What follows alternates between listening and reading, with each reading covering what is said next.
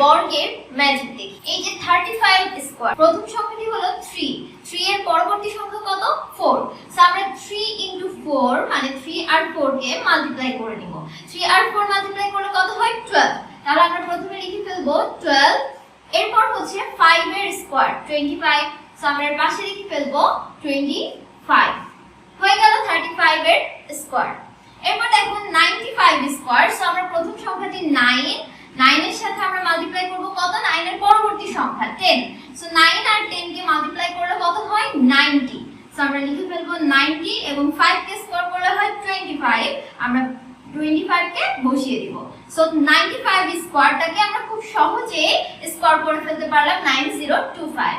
15 কে square করলে কত হয় তোমরা কমেন্ট সেকশনে জানাও। তবে হ্যাঁ, এই ট্রিক্সটা যেসব সংখ্যার শেষে 5 আছে এমন সংখ্যার ক্ষেত্রে অ্যাপ্লিকেবল।